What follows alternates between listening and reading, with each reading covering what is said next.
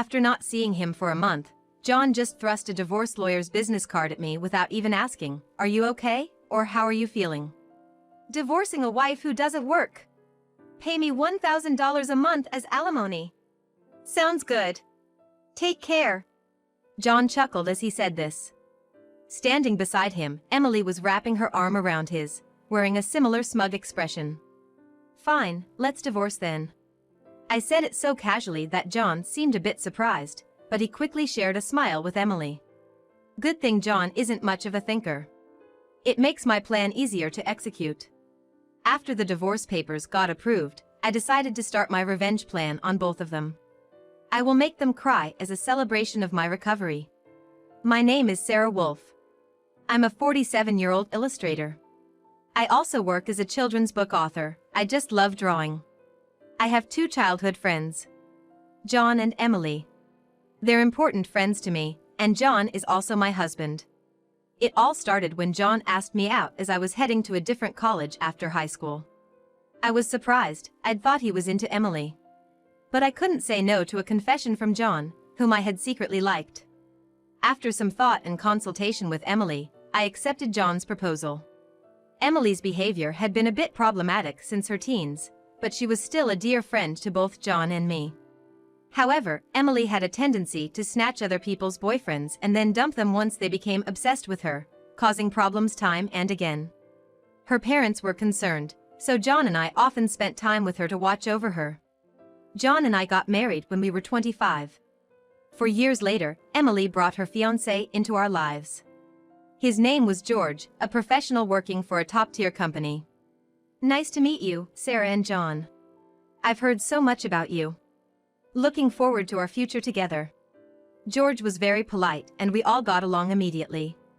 We would get together during holidays and vacations, taking trips or going on long train rides to enjoy some drinks.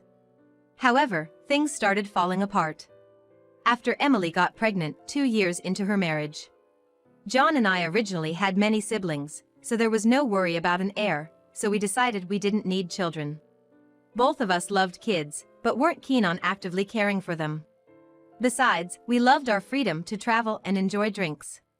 We often found it heartwarming to see families with children, but it was never more or less than that. When Emily announced her pregnancy, John's attitudes started to change.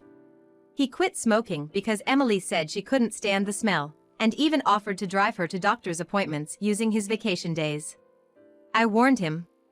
George might get upset if you're always with Emily. But John argued back. You have work, don't you? She's our childhood friend and she's reaching out for help. You're heartless. I said. I've been buying things and helping where I can, but going with her to the obstetrician is crossing the line. When I said that, John frowned. And then, he glared at me. Why? Because Emily wants it, right? She says she's anxious about the checkup. I can't just let her go alone. If she's anxious, all the more reason for George to go with her, right? If you go with her every time, it's almost like you're the father of the baby in her belly, John. Jealous? You're not gonna get pregnant anyway, so what's the problem? He didn't take my concerns seriously, and instead started to snap, saying I was being annoying. We'd hardly ever had a fight during our marriage, but things changed when Emily got pregnant. Our arguments increased. And that didn't change even after Emily gave birth. In fact, John started spending even more time with Emily and their child, Emma. But when Emma was 6, an incident occurred. It had to do with the attendees of Emma's graduation ceremonies. The day before the graduation, John suddenly started rummaging through the closet.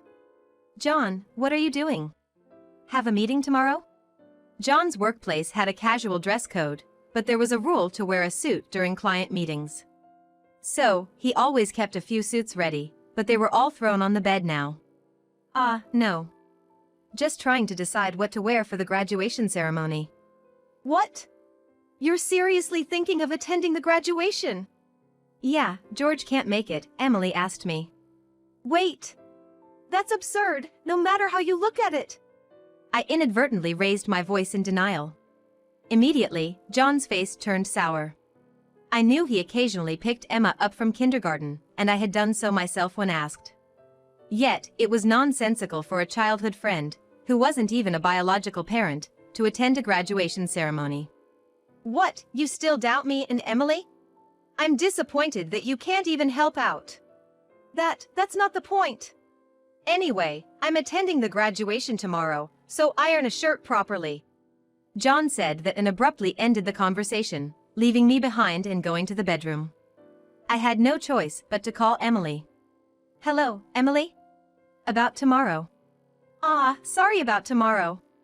I'm borrowing John. But, won't George be upset about the graduation attendance? Sarah, what are you talking about? Obviously, I haven't told George that the graduation is tomorrow. I'll tell him after the ceremony.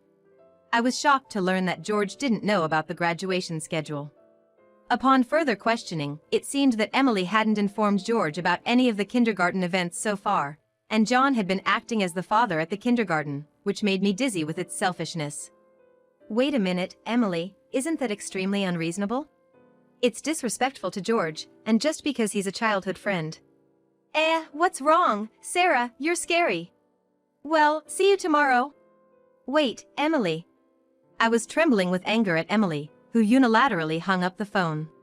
Still, in the end, I ironed a shirt, prepared a tie, and the next morning, saw John off to Emma's graduation ceremony. Since then, Emily and John started going out more frequently, from once a month to once a week, and then to 3 times a week. Eventually, even George seemed to have some suspicions, and one day, while John and Emily were out, he visited our house alone.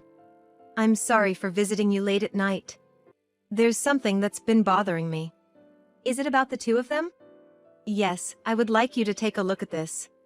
George showed me the GPS history he had installed in Emily's car. It showed that she had been staying at a hotel 3 times a week. All of those days, she was out with John, and just by looking at George's face, I understood what that meant. What do you want to do, George? I want to take revenge on those 2. Me too. I can't forgive them for betraying us after all this time. We started planning our revenge on them secretly. First, I started by increasing my income. Because I had been saving by doing housework and taking care of Emma, my income had drastically decreased. George switched to working from home. And when Emily and John would go out, he would bring Emma to my house, and we would take care of her together. Neither Emily nor John realized that we knew about their relationship, and we were able to gather solid evidence. Once we had collected enough evidence and were ready to take our revenge, we discovered a shocking truth about Emma. George and I struggled with the decision, but we both agreed that we didn't want to hurt young Emma, so we decided to wait until she was an adult to take our revenge. However, even though we decided to endure for 10 years, I was struck with a serious illness. I needed long-term hospitalization, and even at best, I wouldn't be discharged for at least 2 years. Although I could work from the hospital room, it was certain that I would have to reduce my workload. After informing George about the situation, I consulted John. However, John's reaction was no different from when we were making small talk. I'll visit you once in a while. I felt that John no longer had any affection for me, as he didn't even ask about my condition or the name of the disease. In reality, John only visited once a month or once every 2 months. And after Emma's 15th birthday, she started acting strangely. Although she used to visit me almost every day right after I was hospitalized, she became distant after her 15th birthday. However, neither George nor I could figure out why, and we were puzzled. Even when we asked Emma, she just said, "Don't worry about it." However, we ended up learning the reason from John, who rarely showed up. Hey, it's been a while. Yeah, it has. John, who had completely transformed into a flashy appearance, walked in without even knocking. After not seeing him for a month, John just thrust a divorce lawyer's business card at me without even asking, "Are you okay, or how are you feeling?" Divorcing a wife who doesn't work. Pay me $1,000 a month as alimony. That's the deal. So, take care, John said, grinning from ear to ear. Beside him, Emily wrapped her arms around John's with a similar expression on her face. Fine, let's divorce then. I casually agreed, which seemed to surprise John for a moment, but he quickly exchanged smiles with Emily. It was good that John wasn't the type to think too deeply. That's why my plan worked so well. After receiving a notification that the divorce was finalized from John, I decided to start my revenge plan against the two of them. I will make them cry as a celebration of my recovery. I promptly started to take action. First, I contacted George to transfer hospitals. Then, I informed my lawyer that they would be mediating between the two parties from now on. George also began to act at the same time. He moved near my new hospital with Emma. And he started to visit me frequently. Emma still had a gloomy expression, but I was happy that she came to see me every day. Most of my belongings were already in the hospital room, so I told John to dispose of the rest. I didn't want to bring anything that the two of them might have touched into my new life. Once the hospital transfer and George and Emma's move settled down, I received a call from John. I had only left my seat for a few minutes, but my smartphone already showed 30 missed calls. I answered the phone, feeling exasperated. What? Hey, what the hell is going on? I could hear the voice of a troubled real estate agent behind John's panicked voice. I also heard Emily yelling, which made me feel sick. What do you mean? What's going on? It's obviously about the house. Why do we have to move out? John shouted at me as if it wasn't his fault at all. I replied to him coolly. Obviously, because that's my house. Huh? John seemed to have completely forgotten, but the truth was, the house we lived in was a room I rented as a workspace when I started to make a living as a freelancer. At that time, I didn't have enough income to maintain two houses, and John didn't have enough income to live alone. So, he ended up moving into my place. Therefore, John had never paid the rent or utility bills for that room. Although I received some money from him for living expenses, it wasn't enough to maintain the place. Unfortunately, that room was already cancelled. It was far from the hospital I transferred to, so I had processed the cancellation the day after submitting the divorce papers. I didn't inform him because the real estate agent, who knew the situation, said they would contact him. George and Emma suddenly disappeared, and our house was sold. What are we gonna do about our new house? I don't know. Maybe stay in a business hotel for now? As I turned on the speaker and started working, John yelled in frustration. Don't screw with me. However, he seemed to remember something and started speaking in a more soothing tone. Well, whatever. When will you transfer the money? We're running low on cash. What are you talking about? Huh? Don't mess around. I told you to pay $1,000, didn't I? Oh, I don't recall agreeing to that. My nonchalant response was met with incoherent screaming from John on the other end of the phone. Apparently, he thought he could get money from me and had been squandering it. Even if he had $1,000 left, how did he plan to get by for the rest of the month? Hey! Don't just stay silent, say something. There's really nothing to talk about. My retort left John momentarily dumbfounded, but he soon started yelling again. Growing increasingly annoyed, I addressed John in as cheerful a tone as I could muster. Anyway, we're basically strangers now, so please don't contact me anymore. You'll hear from my lawyer. Huh? Lawyer? Hey, wait a minute. I hung up without listening to John's response.